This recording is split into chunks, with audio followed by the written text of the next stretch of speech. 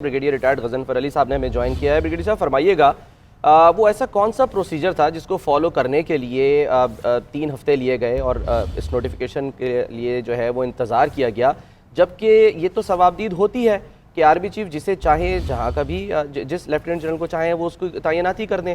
तो फिर इसमें आपको क्या लगता है कि क्या ऐसा प्रोसीजर था जो हुकूमत ने फॉलो करवाना था? पहली बात तो ये की कि बड़ा अनफॉर्चुनेट इंसिडेंट था और अनफॉर्चुनेट इस हिसाब से कि ये प्रेसिडेंस ऐसा नहीं था।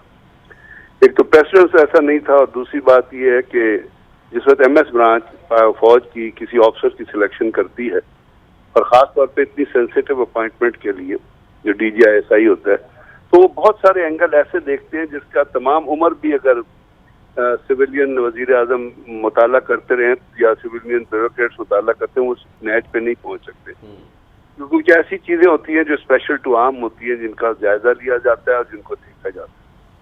अब इसके ऊपर आपने एक ऐसा इशू क्रिएट किया जो नॉन इशू था और जो आपस की कॉन्फिडेंस से, आपस की मुलाकातों से, आपस की बातचीत से डिसाइड होता था और होता रहा है।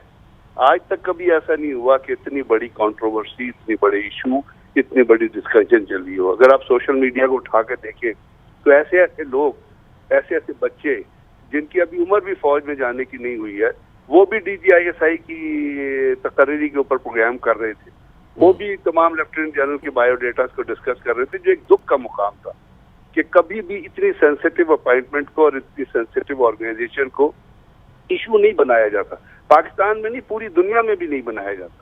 अगर अमेरिका में आप देखेंगे तो ज्यादा से ज्यादा ये होता है कि कांग्रेशनल हियरिंग होती है जिसको आप अपॉइंट करते हैं, वहाँ कोई पैनल नहीं होता, एक शख्स अपॉइंट होता है, वो कांग्रेशनल हियरिंग में कोई सेनेटर के सामने चले जाता है, वो उससे सवाल जवाब करते हैं और उसके बाद वो अप्रूव हो जाता है। There is no panel. Sir बहुत से लोगों को तो अपने जिस मुल्क की आप बात कर रहे हैं उन ममालिक में तो बहुत से लोगों को अपने चीफ जस्टिस का नाम नहीं पता होता, उन्हें अपने स्पाई चीफ का नाम भी नहीं पता होता, जो आम लोग होते हैं। आप सही कह रहे हैं कि यहाँ पर मौका मिलता है तो उस मौके से फिर यही होता है कि प्रोग्राम्स भी हो रहे होते हैं और सोशल मीडिया पर आपकी बात बिल्कुल दुरुस्त है कि वो लोग तबसरे कर रहे होते हैं जिसकी आपने खुद मिसाल दी। अच्छा गजनफर अली साहब, यहाँ आपसे ये भी जानना चाहेंगे कि अब यकीनन बड़ा अनफॉर्चुनेट इंसिडेंट है ये, 3 हफ्ते लगाए गए नोटिफिकेशन जारी करने में। फ़ौज हमारा एक बड़ा डिसिप्लिन्ड इदारा है, हर काम बड़े डिसिप्लिन से होता है, यकीनी तौर पर इदारे में इस तरह की सिचुएशन से बेचैनी भी फैलती है।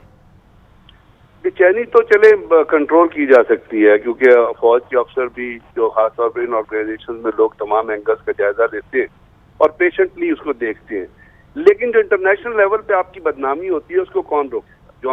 जो इंडियन प्रोपेगेंडा होता है उसको कौन रोकेगा?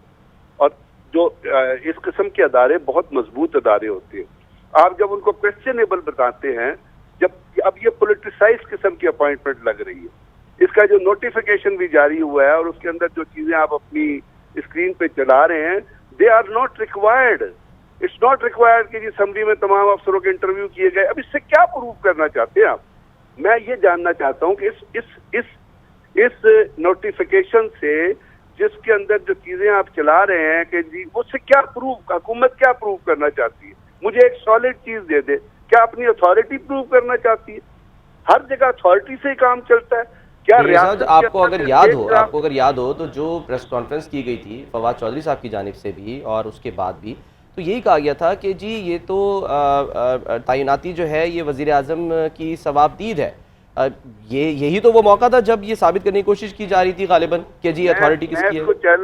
मैं इसको चैलेंज नहीं कर रहा कि उनकी सवाबदीद है, मैंने तो नहीं कहा, क्योंकि DGISI works under the prime minister, he is answerable to the prime minister.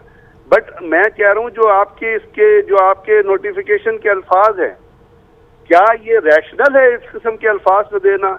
क्या ये नहीं हो सकता था कि prime minister is approve the posting of lieutenant general फलाना एज DGISI इनकम्बेंट जो है वो 19 अक्टूबर, इसके अंदर ये कहना फ्रॉम अ पैनल ऑफिसर जी जायजा लिया गया, मतलब ऑन व्हाट बेसिस की क्या रैशनल है? मुझे कोई रैशनल बता दें। आप क्या प्रूव करना चाहते हैं इस जो आजम खान साहब ने साइन किया है उस नोटिफिकेशन से? हुकूमत क्या प्रूव करना चाहती है? मुझे इसका कोई जवाब चाहिए। चलें देखते हैं, अब शायद हुकूमत आए और इस सिलसिले में खुद ही कुछ बताए कि वो क्या प्रूव करना चाह रही थी।